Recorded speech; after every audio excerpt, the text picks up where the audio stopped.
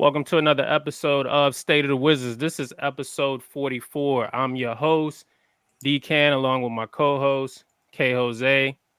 K Jose, what's good, bro? Ain't nothing much, man. I'm feeling good. Getting close to the end of the summer. Not looking forward to that, but Mm. ready. Football season's right around the corner, and Wizard season is knocking right on that door too. Oh, yeah, and that's why we on here tonight. We're going to talk about Mhm. the upcoming season tonight. We're going to discuss the upcoming 2024-2025 season and what to expect for the future of our team. Wizards are projected to win 22 and a half games according to DraftKings Sportsbook. So I want your take on that. And the Wiz Wave Eugene Amarui. And what are the expectations for the young Wiz kids this upcoming season? Find out next on State of the Wizards.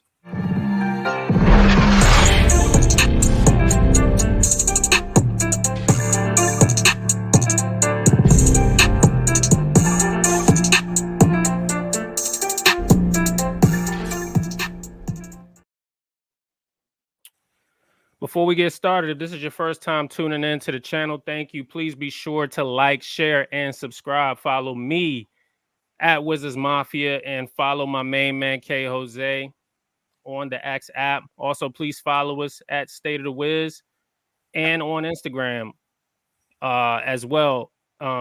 Make sure you follow us on the X app as well, State of the Wiz. All right, K Jose, let's start off, man. So this upcoming season should be an exciting one, right? Mhm. We're not expected to win a lot of games, right? But it's all Right. good. I mean, it's still some excitement in the air. You still want to see the new kids, the young Wiz kids, see what they have to do. The 2024-2025 season are upon us. What are your expectations for this upcoming season? And what are the expectations beyond the season? So, excuse me, for my expectations, and I'm gonna be realistic. I don't see us winning that many games. I have us winning anywhere between 20 to 25 games. But what I would like to see is some improvement, some growth from the young guys. Um, that's what the rebuild is for. So my expectations is that the first half of the season, we're going to see guys like Bulletproof. We're going to see guys like Valanciunas. We're going to see Jordan Poole. We're going to see the vets. And I'm expecting them to play well enough to the point that we can flip them because the future is what we're more concerned about and not these vets. Once we drafted Bub Carrington, it pretty much made Poole expendable. So again, I have expectations of us winning possibly no more than 25 games. The Mm-hmm. draft next year is going to be really loaded. So we don't really want to play ourselves out of actually adding another young piece, potentially a franchise player on this roster. It's not Cooper Flag or bust, ladies and gentlemen. Let me let you guys know that there are some other players in this draft that we can look at. But if we get Cooper Flag, sure, that's cool. I don't have no complaints. But there are other talent in this draft that's coming up that we should be looking at. But again, So so I so don't why really do you have that many tell expectations. So why do you tell some Wizards fans out there it's not Cooper Flag or bust? What's your take on that? Why are you not all in on Cooper Flag? Let some of the Wiz fans know why you say that. Well, because the 2025 draft is not the 2024 draft. This is not Hmm. the 2023 draft where it was pretty much Wimby or bust. You have Bailey, you have Malak. I think that's how you pronounce his last name. That's going to be playing for Duke. You have uh, VJ Edgecombe that's going to be playing at Baylor. You Hmm. have Carter Knox. That's another kid that I actually like. That's going to be that's at Arkansas. I mean, there's a Hmm. bunch of talent in the next year's draft that you can actually get something. And I'm hoping that Will Dawkins would repeat what he did in this past draft in the next draft next year, which is possibly getting multiple players in the draft. Hmm. So Cooper Flag is the consensus number one pick. Everybody knows this. As of now, he's the consensus. But once college basketball season starts, we never know. Can he continue to keep doing what he's been doing in high school and even what he's doing at the Rucker? Duke is going to be talented. You Right. got to share the basketball. So at the end of the day, there are other players that we can look at. I just don't want fans to get upset if we don't get the number one pick, because I'm not going to be upset. If we're picking number 2 or number 3 again, I'm happy. But I know there are fans that's looking at it like, well, if we don't get Cooper Flagg, then we need to blow it up. There's only one team in the city that is in that position, and it's not the Wizards. So I know you're talking about. You're talking about them. You talking about them damn Mystics over there across the Anacostia. Mm-hmm. Look, let's put it this talk way. About them. Yeah, I know. Let's put it. Aaliyah Edwards, shout out to you. Let's put it this way. Oh, shout out to him. Shout out to him. I just got to taste some Reese's Pieces, but continue. Oh my goodness, man, you be killing me. All right. Anyway, so shout out to Angel Reese too, man. Look, let's put it this way. This upcoming season, yes, like you said, it's not gonna be, it's not gonna be, full of high expectations at all. Like not even close to high expectations, not even any expectations. I think a lot of people would say at this point the expectations is to lose because of how loaded the upcoming draft is. Going into the season, though, I want to make some points that are very important. I think that Jordan Poole going into the second year with the Wizards, making $29 million this upcoming season. After this season, he'll be making $31 million, and then after next season, he'll be making, or after that season, he'll be making $34 million. So Jordan Poole this season, I feel like even though it's about the young guys, even though it's about the future, he has to build his value. So what I'm looking forward to this season is I'm looking forward to guys like Jordan Poole building his value. Bilal, coming into his own. You kind of want to see a second year player, coming off of his rookie season. What has he developed on? What has he improved on? Did his shot improve? We know he's a defensive oriented type of player. Offensively, what type of other gifts can he bring to the table? Does Corey Kispert, does he get an extended role this season coming off the bench as the sixth man? We know that Saddiq Bey is going to be injured for most of the season. He may not even play, right? And then, guys like Sarr, 19 years old, rookie, you want to see him at least show some promise of being the next potential star on this team and what he can bring. But just going back to Jordan Poole real quick. In my opinion, when we're talking about the roster and how it's constructed right now, there's a good possibility that if Jordan Poole plays really well in the first half of the season, this is just my thoughts on this. There's a good possibility that he could be trade bait by the trade deadline. I don't know how you feel about it, but I do think it's instrumental when we talk about the future of this team. We need guys to play really well. We need guys to build up their value. We need guys that's going to, put themselves in position. If they don't see themselves on this team long term, okay, fine. We're just asking you to play up to your value, play up to $29 million, play up to what you're valued at least, at the very least, because at that point, you can go wherever you want. If you want to go somewhere, right, we'll send you over there, right? So I feel like guys like that this season, even Corey Kispert, have a career year. Play out of your mind. Have a career year on a young squad that isn't expected to win a lot of games. Please. Please. Because our future depends on it. And so does yours. If you want to go somewhere and you want to compete for championships and you don't want to be stuck in this rut on this developmental squad for the next 2-3 seasons, then do what you have to do. Do your job as a $29 million man this season, and we'll get you where you want to go so we can get what we need in return for you. What's your take on that? So I agree with you. I do feel that how the way Jordan Poole plays this upcoming season will determine, if he's a part of the future or not. I'm going to say he's not. His age doesn't fit the timeline. I know there are Wizards fans that like to include him in part of what we're trying to do, but he is not really a part of what we're trying to do. And I could be wrong. I think Will Dawkins may have came to that conclusion, and this is just my theory. Not saying that this is factual, but I'm just saying that maybe Will Dawkins and Jordan Poole have had a conversation behind the scenes, and maybe they've had that discussion. Hey, look, do you want to be a part of what we're doing or no? Jordan Poole probably might have told him, hey, not necessarily. Okay, no problem.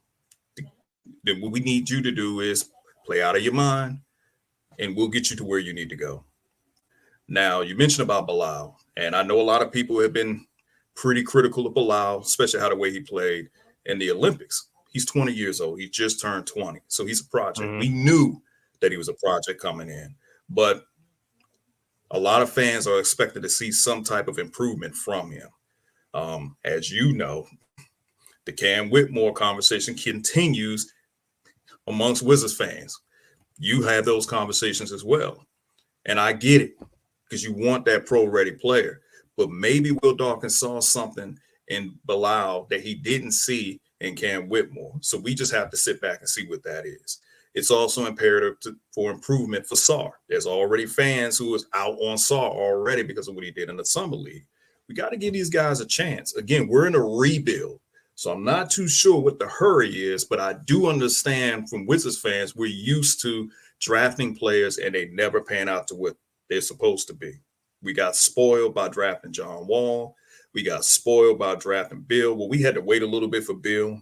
But when we draft players like Jersey number one, and we're still waiting for something from that particular player, anybody else that comes behind that player that's kind of having a slow improvement, we get a little bit scared. But that's the reason why the 2025 draft is very important for this rebuild to find your franchise player, because we clearly don't have it. I don't give a damn who's going to sit there and say it's Jordan Poole. We don't have our franchise player at this moment. We just don't. So I need Jordan Poole. I need Bulletproof. I need Giannis. Valanciunas. I need these vets to show up. I'm not expecting Sadiq Bey to play. I don't think he's going to play at all this season. I need Malcolm Brogdon to show me something. Show me a little bit of something so we can get something in return for you. And that's where I'm at, right? I just feel like this upcoming season, and for those people who may be upset at what we're talking about, if those people are just saying, man, we just got Jordan Poole, before last season, why would we already talk about trading them? You have to understand, in order to build for the future, you have to be able to have valuable assets on your current squad that you can get rid of for more assets. That's how that works. Right. If guys aren't playing up to even their value, it makes it very difficult for us to move on and draft more guys and get more assets and get more younger players. That's why it's vital. That's why it's important for these vets to play up to their value. Now, here's the thing. We're not asking anyone to be an all-star. But I did say in our previous episodes, and you and I have talked about this even, is that, if we do want to become really good and we do want to talk about building around 25-year-old guys, maybe 26-year-old guys, then they have to have a Jalen Brunson type year. You understand what I'm saying? They got to be able to play out of this world. They got to have all-star caliber years. But we know that we're far from that. We're not anywhere near the middle, right? We're so used to the middle, but we're so far from that middle now that we're not even asking these guys to be all-stars. We're just asking them to play up to their value so we can get them out of here. That's what we're asking for. So that's how I feel when I'm talking about, our expectations for beyond this season, because even going into next year, after drafting our potential, and let me touch on that. our potential top generational talent in the next year's draft, we're not projected to be good next year either.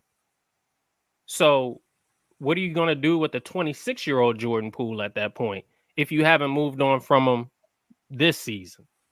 You see? So all we're doing is constantly kicking that can down the road of saying, you know, build up your value, build up your value, build up your value. And it just may be where, you know, we're worried about that more so than the development of our players. And that can be a concern, in my opinion.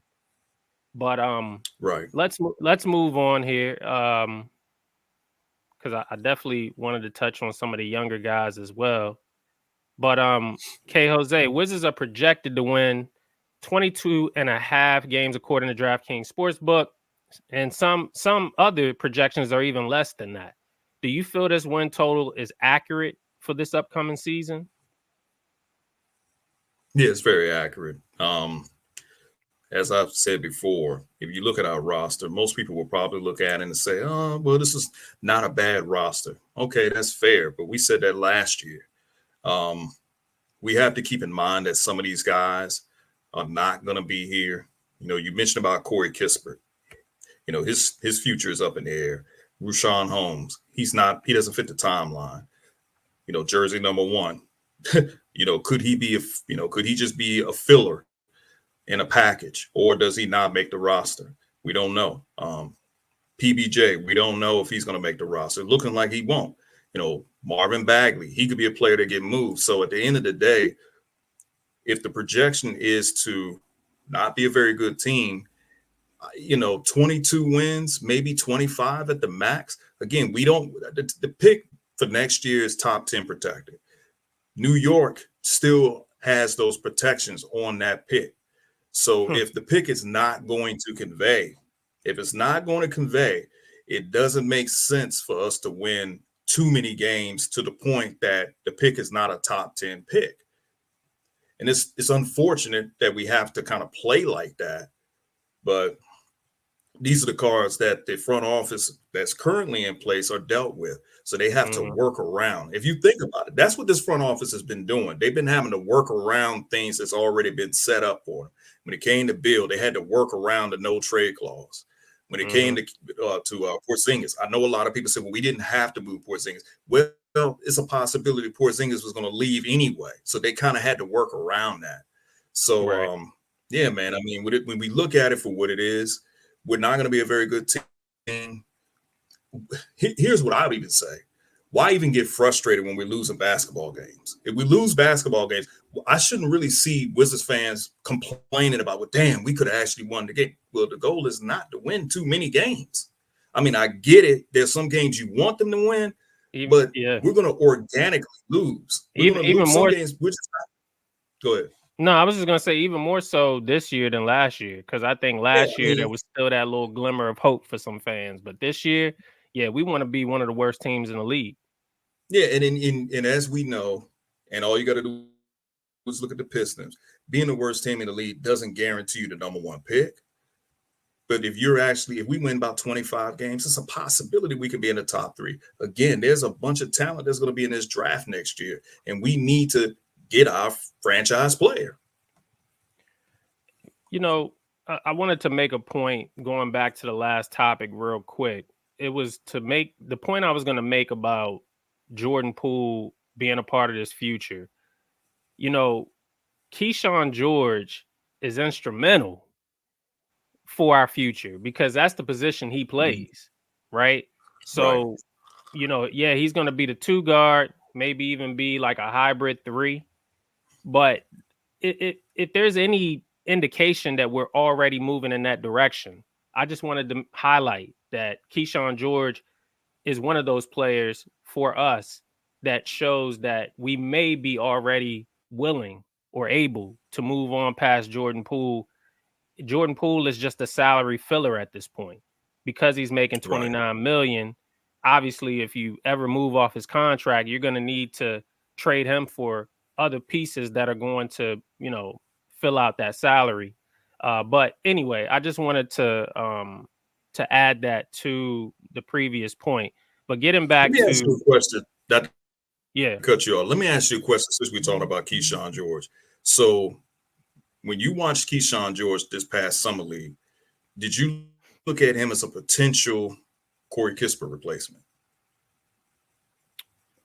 Yes and no. I'm gonna tell you why. Because I don't really see him.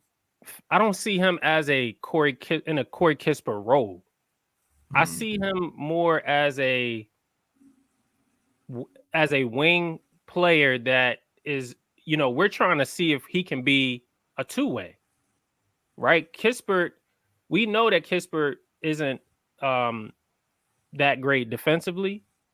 We know that he's not that athletic. He's athletic, but he's not that athletic. And he's a great spot up shooter. But we want to see if Keyshawn George can be, more than that.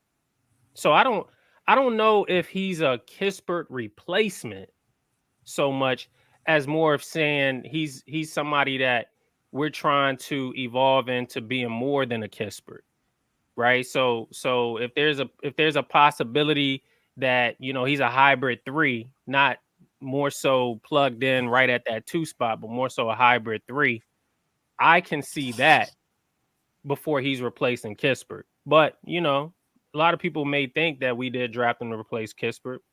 Maybe.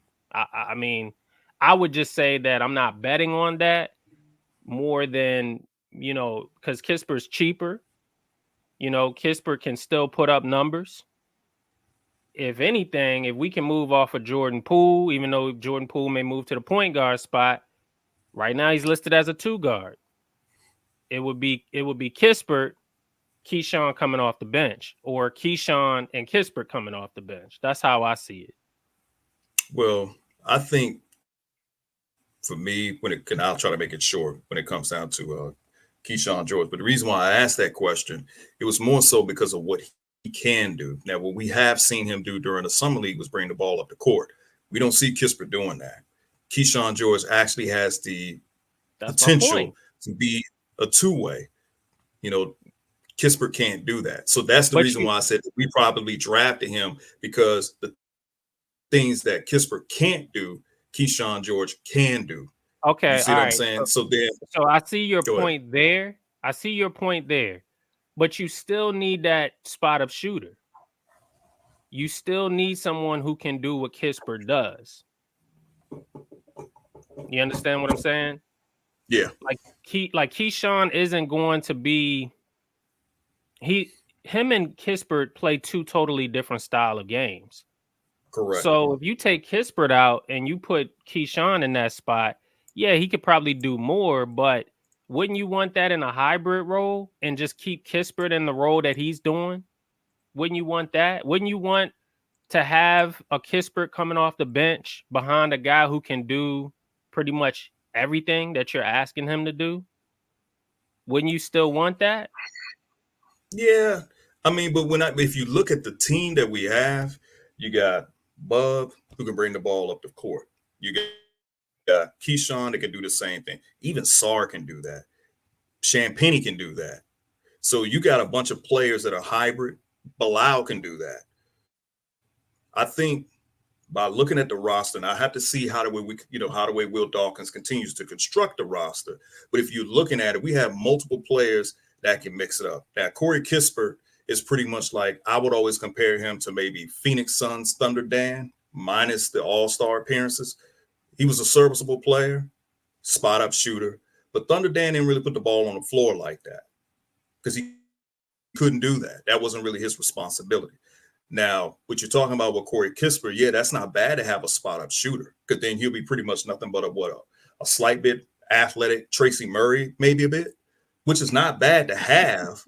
But if you look at the team of the players that put the ball on the court, I think you want, I don't know, it looks like the roster that we're putting together is players that can actually do a whole lot. So then you look at OKC, Chet can put the ball on the floor.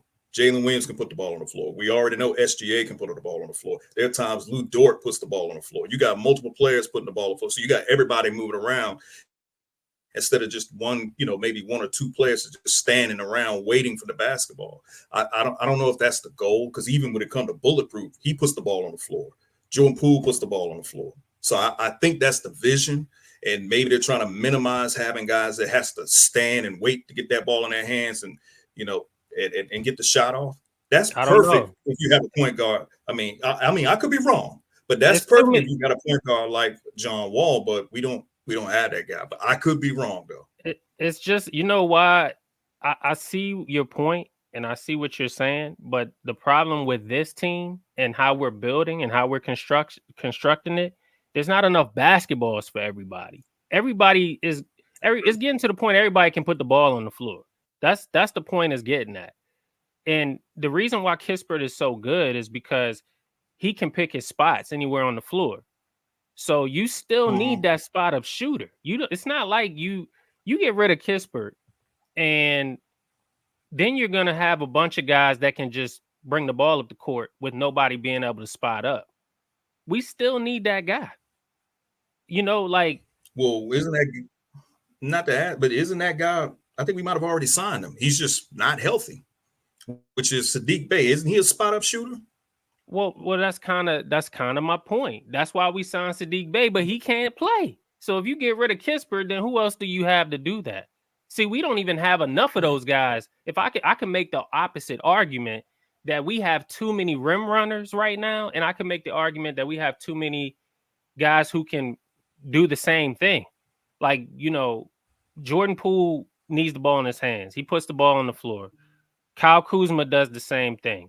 Like you said, Champagnie does the same thing, right? Bub does the same thing. Who else? Bilal does the same thing. We got a bunch of guys who can do the same thing. You don't want too many liabilities out there doing the same thing. We need somebody in their role who plays their role very well. Right now, Kispert has played respectably to that point where you have to kind of respect his role. But at the same time, what I can say though is that I'm not opposed to moving off of Kispert if it means that Keyshawn shows me more. So to answer your question, it kind of just goes back to your point. If Keyshawn can do everything Kispert does plus more, I'm not opposed to it. I'm just saying that you may still need or still want somebody like Kispert because he knows his role. Fair enough. Okay. So let me answer this question and then we'll move on. So real quick, I just wanted to say, I do believe that the Wizards are going to win somewhere around 23 to 28 games.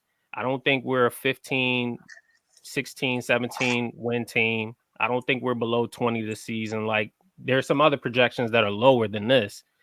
Right. They're saying we're probably going to be the worst team in the league. At least with DraftKings, they're saying we're going to be the second worst team in the league.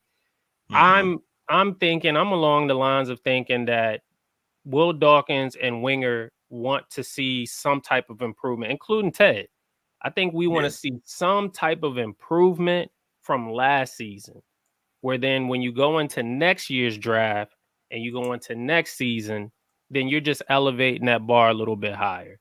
Maybe not too much, but a little bit higher because you still want to meet that 3 to 4 or 5 year window, that 3 to 5 year window of contention.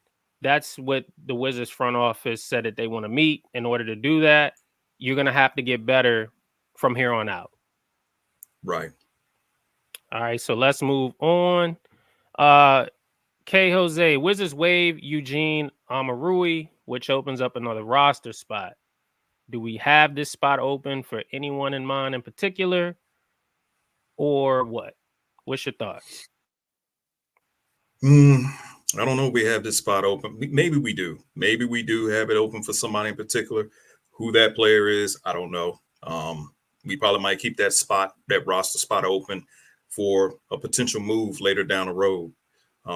Because I do believe that in order for us to get rid of some of these players, we're probably going to have to bring back players that we really don't want. Mm-hmm. So that could be the reason being for that. Am I upset about Omoruyi? No, I'm not really upset about that. If anything, that's just proof that even some of the guys that Will Dawkins brings in, a lot of times they're not going to make the roster.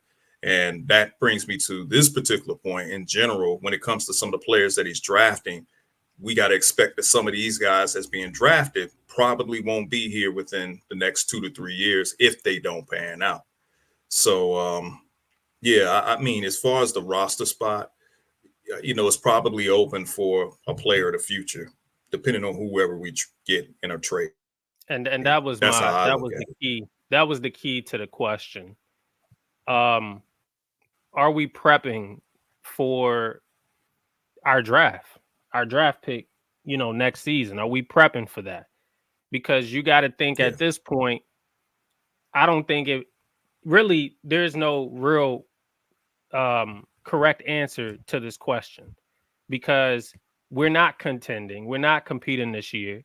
But the question is asked because it talks about really the future.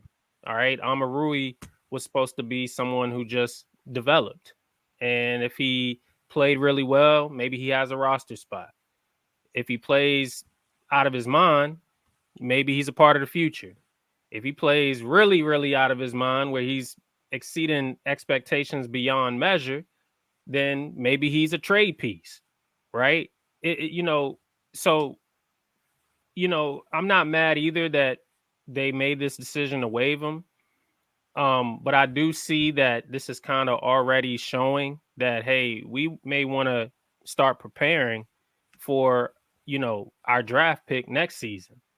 Amarui's role was someone who liked to, do some of the dirty work, right?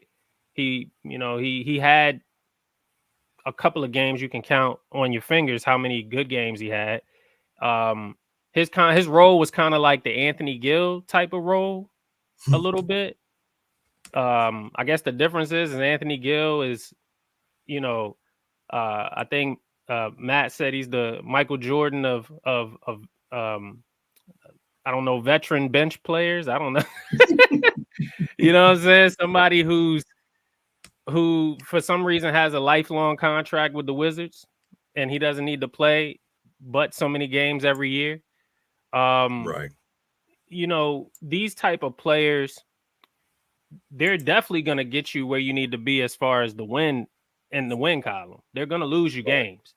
They're going to get you where you need to be in the loss column as well. Absolutely. Absolutely.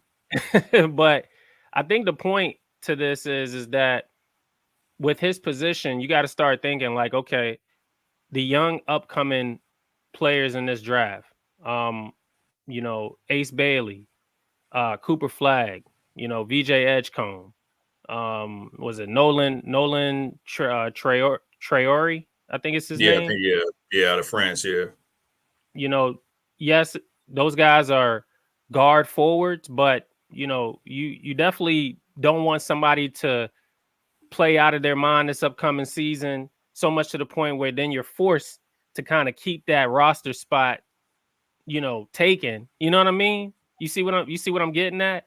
You want to kind of be flexible. You want to have that flexibility, and I think that's the way that they're thinking. They're thinking like, okay, even if a young player plays really well for us this season, it's no guarantee that they're going to stay with us.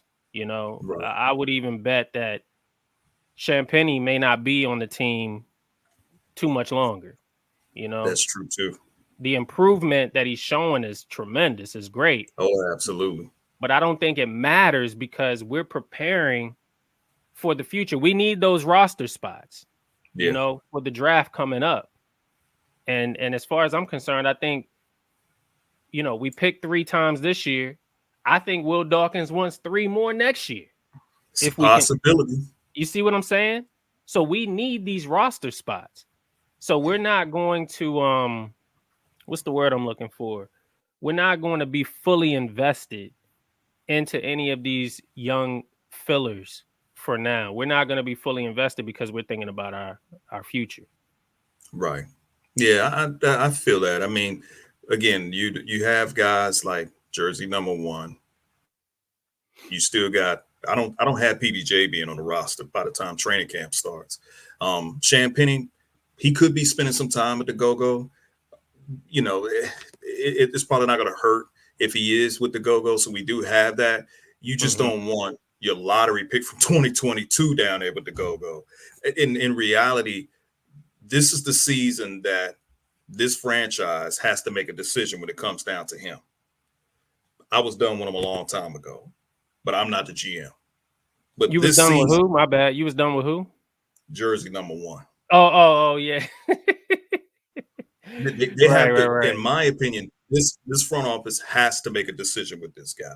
You got to make it. Did you see enough of him in the summer league? A part of me feels that the amount of games that he played in the summer league, it's like, okay, let's put him to the side because we don't want to expose him too much. Maybe they weren't impressed. I mean, I saw a little bit of flashes here and there, but man, I'm tired of seeing flashes, bro. I'm tired of seeing flashes with this dude. If I want to see flashes, man, I get a damn camera. I'm just saying, man. I was waiting. I was waiting. Well, you know I was building up to it, but I'm just tired of it. I thought you was man. I've known you long. I've known you long enough to know all of your puns. I thought you was going to use a Marvel reference. I mean, I could have. I could have went to the DC comic. I mean, the DC. Hey, that's what I meant, not the Marvel. Damn, I'm tripping. Well, you know what? I'll go in and do it for you since you brought it up. If I wanted to see flashes, hey, I'll go watch Flash. And I ain't talking about Dwayne Wade either. I'm just saying. At this point, they have to make a decision when it comes down to them. Again, we don't have our franchise player, and next year's draft is very important that we get that or get two. So, yeah, we do need these roster spots. And again, I'm going to repeat, even some of the guys that we've drafted, there may be a couple of those guys that may not be on this roster because somebody we may draft after them may leapfrog. It's very possible. Right. And I mean, yeah, we shouldn't be this invested in jersey number 1. I agree. I think that it just goes along with some of the rest of the things that, we've kept on the table that needed to be cleaned off since Dawkins and Winger walked through that door. I'm with you. I think that, let's put it this way. The clean rug is dirty. You know what I'm saying? It's time to throw it out. The clean rug is dirtied up. Like, we've already put our feet on it. We've kind of got the mud off. We saw, how sturdy it was. We've tried to clean it up every now and then, but no matter what you do, it's always going to look that way going forward. And I don't think it matters how much you clean it off with Johnny Davis. I think that new fresh rug that came through that door is ruined. Mm-hmm. And we can't, it doesn't matter what you do. You can clean it as much as you want. You can throw it in the washer, hang it outside, let the sun air it out. You know what I'm saying? You can say, hey, look, it's clean again. Look, he's playing really well. Like, he's coming through. Look at what we're improving on. The fact of the matter is that it's not new no more. We don't have the same expectations for Johnny anymore. And that's the sad part, because even with his improvement, the question then begs, where does he fit in the future? Right. Where does he fit? Right? He has to play out of his mind to stay with this team on this future team. Like, he's definitely the odd man out. I don't think we need to sugarcoat that. He's not. He's kind of grandfathered in, right? Because Dawkins and Winger still haven't made a decision on his future and what they're going to do. He's coming up on his rookie extension. We don't know if he even survives that. We don't know if he gets an extension. I mean, come on. Like, there's so many question marks with him. And I think that's the problem too, is that, at this point, we should already know where he stands within the organization. And we don't know where he stands within the organization. And that's an issue. So I'm right there with you, man. I just think that, like I said, it's time to get rid of that rug. You know what I'm saying? It's it's worn out his welcome, unfortunately. Yeah. Yeah, it was a bad investment. Let's just put it that way. A very bad investment. And You it didn't and get it what you happened. And it happens. You know what I'm saying? it, it, but you know what? I'm not holding this front office for that because it's not their fault. They inherited a bad rug. And unfortunately, it happened all the time from the person who purchased that rug. That's why he's not here anymore. Right, exactly. So let me ask you this question just to kind of get off of the subject of jersey number 1. Jonas Valanciunas. What is your expectation? Do you think that he will be traded by the deadline this upcoming season? I would say right now it's 70-30 that we do trade him at the deadline this season. We may even trade him before the deadline. If there's a deal that gets us those assets that we are looking for, we may move him before the deadline. Okay. I truly believe that there's a method to Dawkins madness. You've heard me say this over and over again. And I think that he has a vision for this team. But let's just say, I mean, I made this point on Locked On Wizards to Brandon Scott.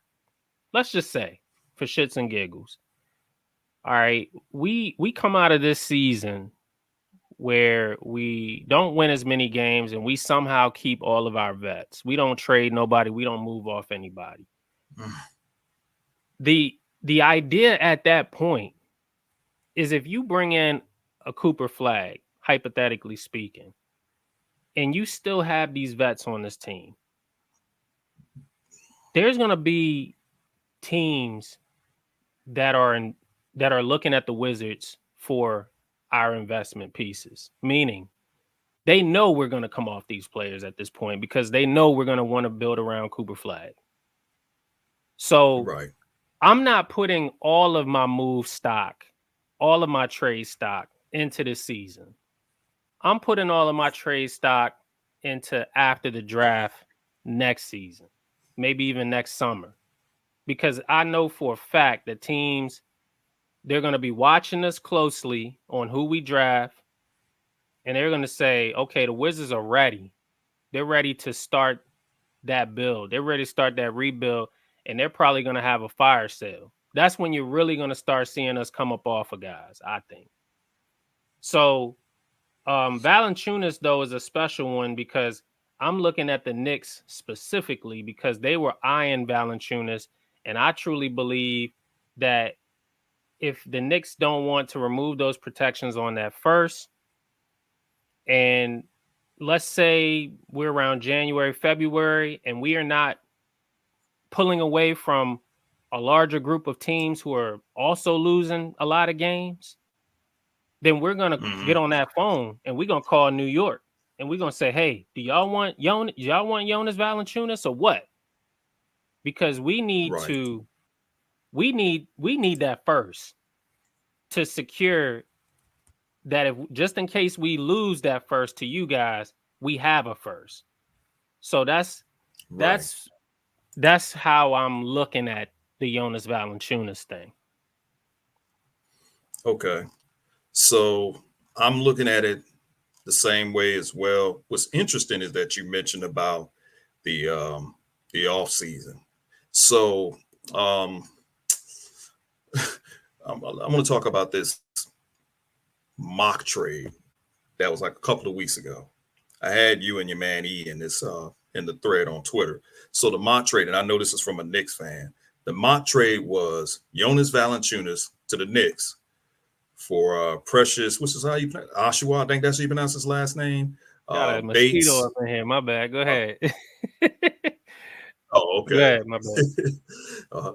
You got Bates. I think Job, $2 million cap filler, and they was going to give. I guess they were going to remove the protections off the first round pick that went with the John Wall trade, and said that this, of course, Valanciunas can't be traded before December 15th. But the question was yes or no. And your reply was, I call this trade if it happens. Your man, he said it can happen before December 15th. I said, if this becomes a real deal, I'll drive Jonas to Madison Square Garden my damn self. My point is that We know that the Knicks was a team that was looking at him, and we know that the Lakers were a team that was looking at him. Will there be other teams looking at him by that time? Maybe, but we'll just stick with those two teams. Which one of those two teams, in your opinion, has a better offer? Because you'll probably say the Knicks because of the removal of the protections, but the Lakers, I think they can give up a 2027 first round pick or something like that. What if their deal or offer is too hard to refuse? Would you be opposed to that? I look at it that the Knicks would have better assets, and I mean, like, we need picks right away. Like, the Lakers got picks down the line. We ain't got no time to waste. I mean, granted, they may put together a pretty decent package, but I can't see them getting an offer together that's better than the Knicks. I think that the Knicks probably would have for us at least multiple, maybe multiple firsts. I would say 2026, maybe a 2025, 2026 first. And then the Lakers probably would offer a 2027 and a 2029, maybe. Mm-hmm. So, I'm just looking at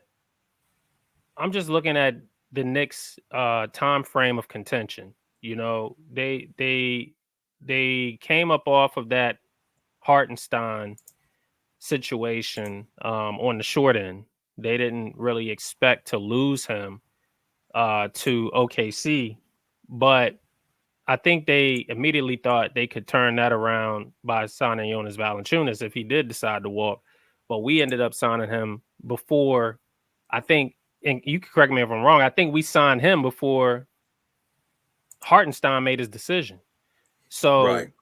So that kind of really screwed New York. And I just think that the Knicks have it in their mind. I just think they have the Wizards pegged on their billboard that they want Jonas Valanciunas.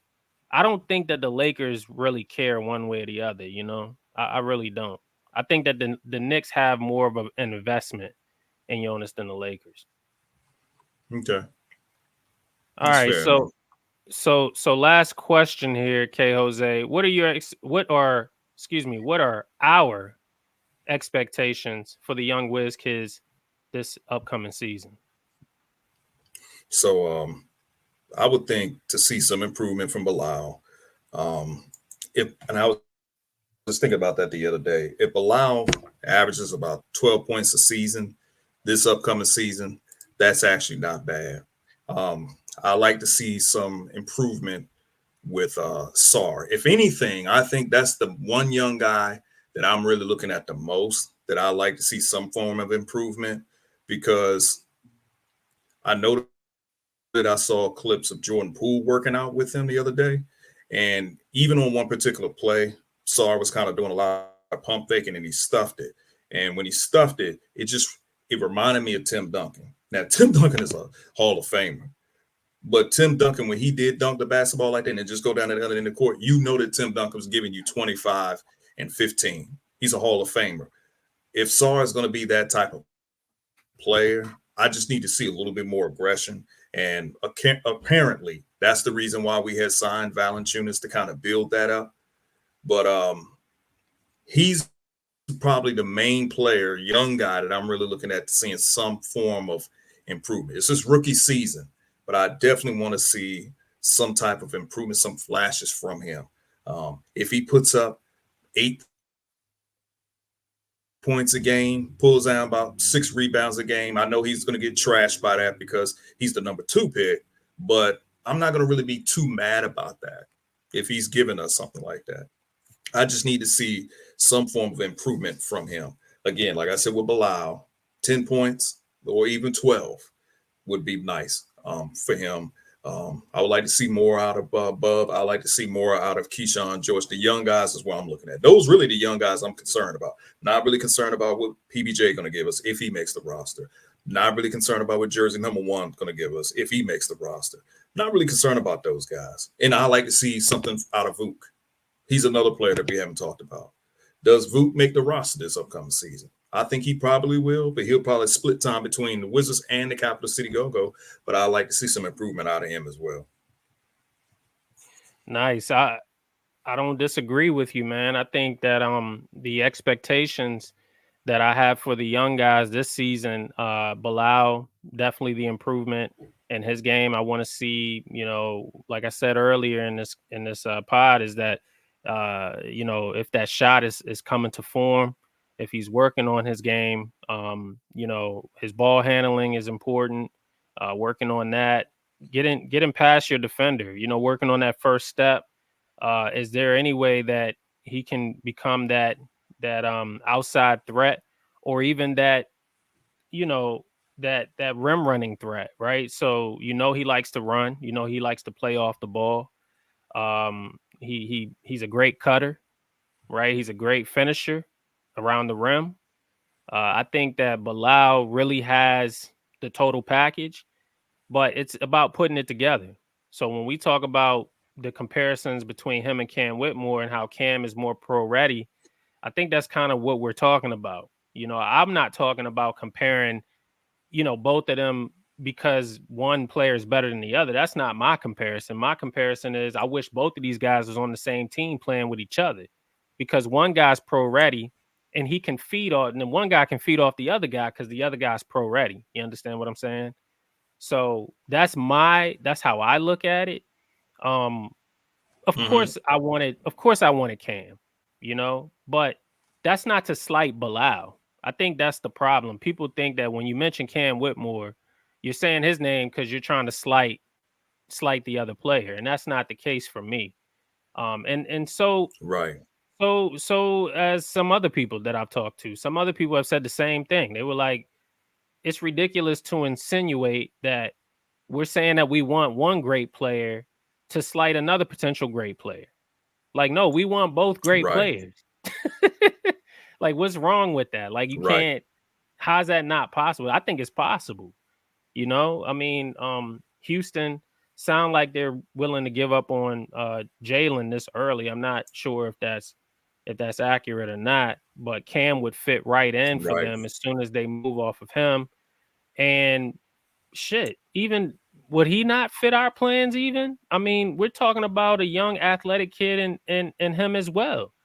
So we don't really, I guess my point is, K Jose, is we can't talk like we have the best players on the planet on this team. No. Because right now, if we did, we wouldn't be this bad. Right.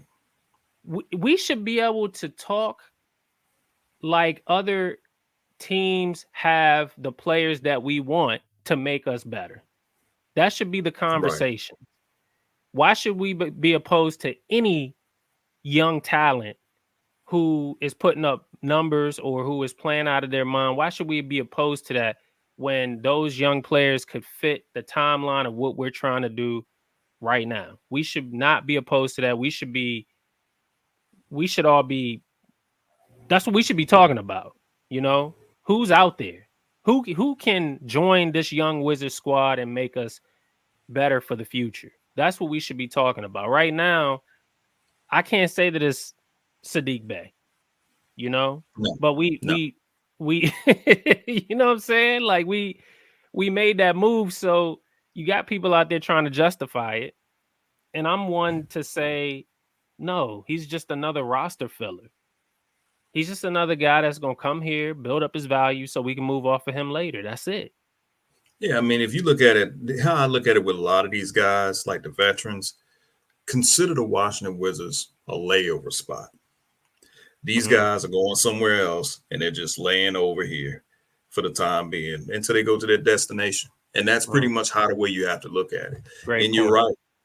And you're right. When it comes down to some of these young players on some of these other teams, yeah, we should be open to acquire those guys. It's the reason why that was the word I was looking for. Embrace. Yeah, we have to embrace. It's the same thing when it comes to draft. And I remember I was having this conversation with Tony Todd. Shout out to him. And I said that redundancy, you should be expecting that. And I know he told me it's not always good, but you should expect redundancy, because at the same time, if you get one particular player here that you draft, and then you may draft another player, the expectations is that those two players are competing against each other in practice because you want that. The issue that this franchise has always had is when they do find their guy, they usually don't draft another player that they feel could potentially be a threat to that particular player. It's one of the reasons why John Wall was ran through the ground, because we never went out there and got him a solid backup point guard.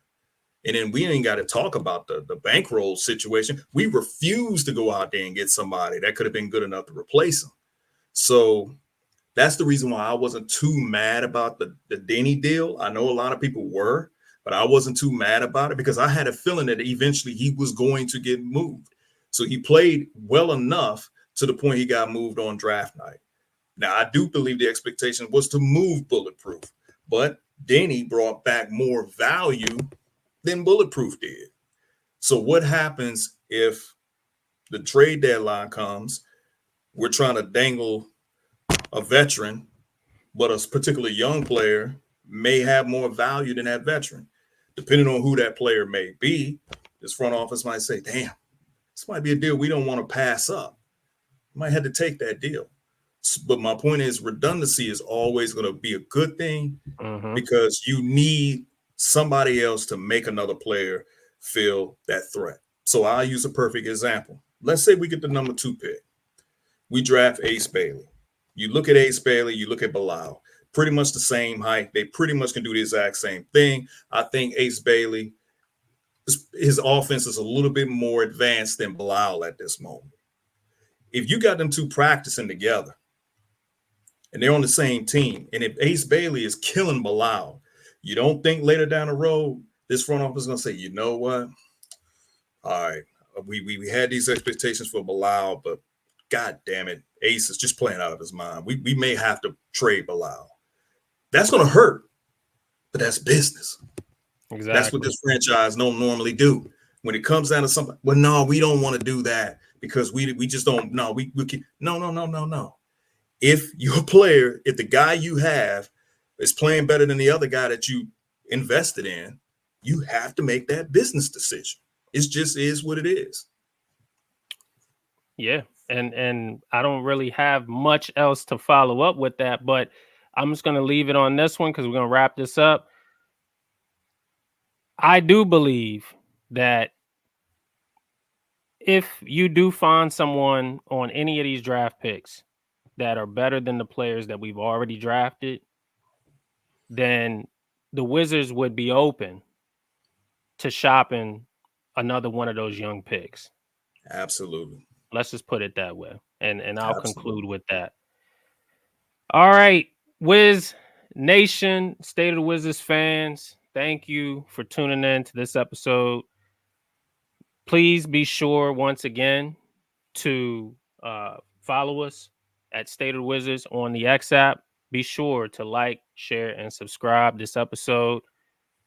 Have a good night. We'll see you on the next one. Peace. I love you, Aaliyah Edwards. That's right.